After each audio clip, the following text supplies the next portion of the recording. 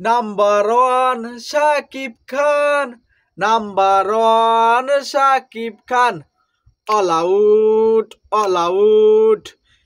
Shakib Khan all out হয়ে গেছে 15 over 3 বলে গুস, মাত্র 73 রানে গুস হয়ে গেছে। ইতিহাস করলো ফরচুন বরিশাল, ইতিহাস করলো ফরচুন বরিশাল, ইতিহাস করলো। ভাই কি করলো, কি করলো? এবারা তোরা এই বিল নাম্বার ওয়ান শাকিব খান একটা সুনামধন্য লোককে এইভাবে বাস দিলি, এটা মানা যায় না। এটা একটা তার সাথে একদম বেয়াদবি হয়ে গেছে। এইভাবে হয় না। ফরচুন বরিশাল এটা করলো নাকি, এটা পুরোটাই ইতিহাস, পুরোটাই এই ইতিহাস যদি কেউ করতে পারে না, এই দল ছাড়া কেউ কাপ নিতে পারে? বেটা হুদা 73 রানের টার্গেট দিয়েছে, আদি হুদা তাই ত্রিদের আল্লাহর রান। বেটা ওই লর্ড শান্ত যদি আইস নামতো, ও রান করতে যে 200, ওরে নামাইলে কিন্তু তোমাকে রেপ লাগবে। তার আগে কি আজকে হইবেটা কি?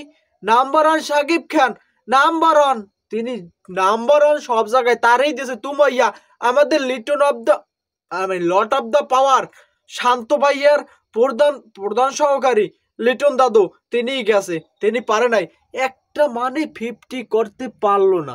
এটা কোনো কথা? নাম্বার ওয়ান শাকিব খান। এবারা দুষ্টু কুকিল, বাপুরে বাপু, এই যে দুষ্টু কুকিল, তারপর হোস্ট, এই হোস্টের বাংলাদেশ নাম্বার ওয়ান হোস্ট কিনছে আমাদের নাম্বার ওয়ান শাকিব খান দাদু। তিনি নাম্বার ওয়ান হোস্ট না কিনলে এইরকম 73 রান, এইরকম ইতিহাস, এইরকম বিশ্বে, এইরকম এই বাংলাদেশ ইতিহাসের পাতায়, তামাক পাতায় এটা লিখতে পারতো না। একমাত্র এই হোস্ট কেনার কারণে 2টা ম্যাচ আছে নাম্বার ওয়ান শাকিব খান দাদুর, তিনি একজন হোস্ট আনছে এই 2টা ম্যাচের জন্য। মানে বাপুরে বাপু, কও কি? একজন প্লেয়ার না কিনা তিনি একজন হোস্ট লইয়েছে। তো মনে করেন এই ইতিহাস কার? এই ইতিহাসের একমাত্র দাবিদার হইতে পারে হোস্ট। হোস্ট আফায় দাবিদার হইতে পারে, এছাড়া তোমরা দাবিদার হইতে পারবে না।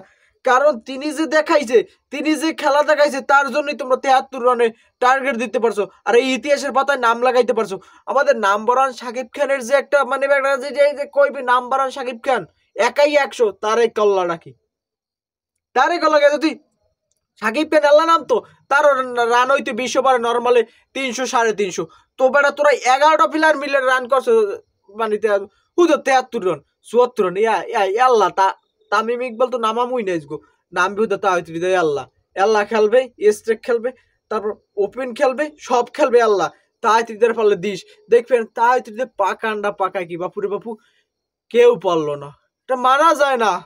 হেনার মতো সবাই ধোকা দিল, এটা মানা যায় না। সাকিব খান দাদু, তোমাকে কিরা কইছিল তুমি এই সিনেমা থুইয়া, অভিনয় থুইয়া তুমি কিসের জন্য বিপিএল আইয়ে দল নেছালা? কিসের জন্য বাপু? কোনো কোনো কাজ ছিল? এই ভালো মানুষ এই টেনশন কেন? টাহাই দিয়ে কথা আছে না, সবাই কেনছে সুখ টাকা দিয়ে, আর তুমি কেনছো 2 বস্তা চিন্তা, যেটা প্রতিনিয়ত ভোগ করতে হইতে আছে। এই ভোগ থোবা কই? নাম্বার ওয়ান শাকিব খানের দল এইভাবে পরাজিত হয়ে যাবে মাত্র 73 রানে, তাও ইতিহাসের পাতায়। বাপুরে বাপু, এত কেমনে? ঢাকা ক্যাপিটালস, এটা মানা যায় না, মানা যায় না বাবুরে বাবু। এই বলে ইয়ার পরও বলে ক এই মফিজের দল কইতেছে কাপ নেবে। এই কি হয়? এই হয় যারা 73 রান পর্যন্ত ঠাই দিয়েছে, তাও করছে অল আউট। অন্য টিমের কাছে তাদের সমস্যা কি? বেটা তোরাও তো এই খেলবি, তোরাও তো আসো নাকি? সমস্যাটা কোনো নেই বাবুরে বাবু, তোমাদের সাথে খেলা হবে। মফিজ রেডি থাইকো, তোমাদের সাথে খেলা হবে।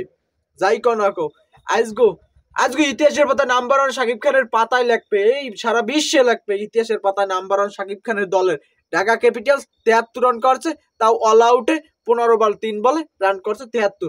74 রানের টার্গেট দিয়েছে মনে হয় সম্ভবত, নাহলে বেটা তাই আল্লাহ পাকাইবে, যে পাকাইবে।